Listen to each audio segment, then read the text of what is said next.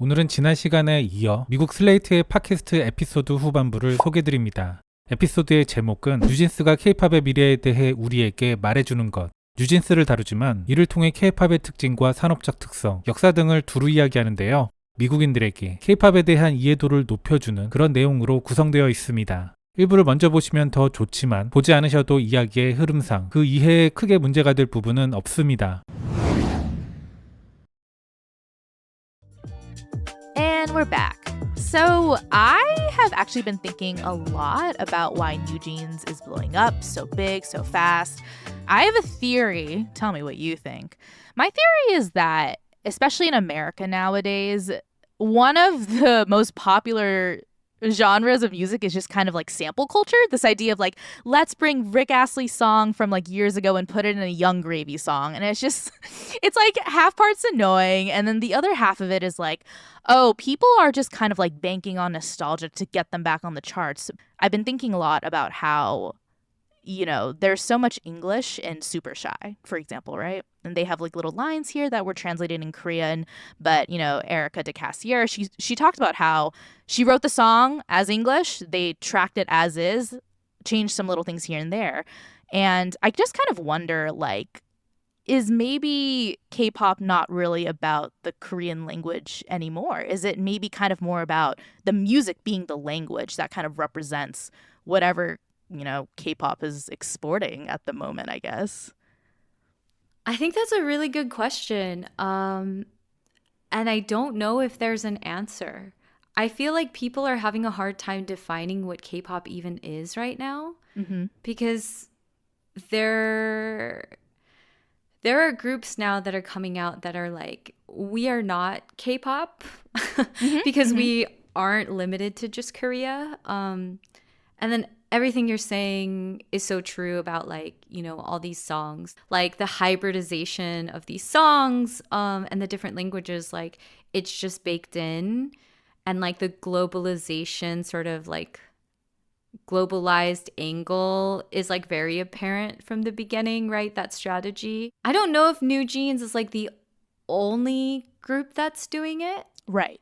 But I do think that that is a really big thing and a really big question of like, well, more K-pop continues to become globalized and like aims to reach people internationally from the get-go, like, and the less and less like Korean elements you have, like, and yeah, I think a lot of people are asking that question now and kind of nobody knows what the answer is. When you think about New Jeans, just like face value as a group, and you really look at them, what do you think is kind of different about them in terms of like, you know, the music, the styling, the marketing even? You know, what is the thing that kind of pushes them kind of like outside of the box of what other girl groups, other boy groups? I was reading this interview with Min Hee-jin, and she was sort of talking about how with New Jeans, she really wanted to buck all these different trends that were happening. So like, for instance, when it came to like the fashion of a lot of these girl groups, you had, you know, really colorful hair and really elaborate costuming and things like that. But then New Jeans sort of comes on the scene and they have very simple hair. They're simple makeup, and their hair is very specifically done in a way that it looks sort of like a teenage girl's hair. Right? Just like very straight and black or brown. And their outfits are reminiscent of like, you know, the Y2K like aesthetic. And they do have accessories and things like that, but they're also coming out a lot in like a t-shirt and jeans, or like a crop sweatshirt and sweatpants. And so there's this deliberate like casualness to their fashion, which is really different. And I think there are a lot of these kinds of things where it's not just the fashion, it's not just the music, it's not just the music videos, but all across the board. I think Min Hee-jin had like a really specific aim of like seeing what the trend is and then doing the opposite to try and make New Jeans stand out, which I think it worked. Yeah, I think it is working. I think the TikTokification and the way that they've kind of been able to just kind of blow up on that, blow up on Billboard, all that stuff. I find it part of the globalization of kind of K-pop and all that stuff. And I was kind of wondering, and you can give me your best guess, do you think New Jeans was created for a Korean fan base? Or do you think maybe from the beginning their aim was always to be global, to have kind of this like pretty dominant non-Korean, maybe even like non-Asian fan base? I think K-pop across the board, strategically now, the intent is global. Like the American market is huge, but K-pop is also really big in places like Vietnam and the Philippines and Indonesia. Right. And it has been for a really long time. So even like South Korean, not just idol groups, but like actors and stuff will also do like an Asian and a Southeast Asian tour and things like that. So I think it's totally fair to say that New Jeans has had its eye on the international market from the beginning. And I think that's just where K-pop is at now. Like it was sort of relegated to South Korea, Japan, China, Taiwan, places like that in like the 90s and early 2000s, and artists like Boa and Dongbang like they were really huge overseas, but it was all limited to Asia. And then K-pop groups tried to cross over with groups like Big Bang and 21 and Girls' Generation, and they sort of did it, but it really wasn't until Psy's Gangnam Style that like the floodgates burst open, and then all of a sudden like the average American person knew what K-pop was. And then after that, I would say from like 2012 onward, there has been a really global emphasis. Idols like being trained to learn multiple languages and things like that. Like it's been a focus for a pretty long time. Yeah. And, you know, that's kind of actually making me think about one of your early episodes of K-pop. Love listening to K-pop with your friend, kind of like before and after church. I grew up in Orange County, where like I went to like a 60% Korean high school. It was watching Girls' Generation YouTube videos with my friends, which is kind of this like quiet thing we didn't really talk about.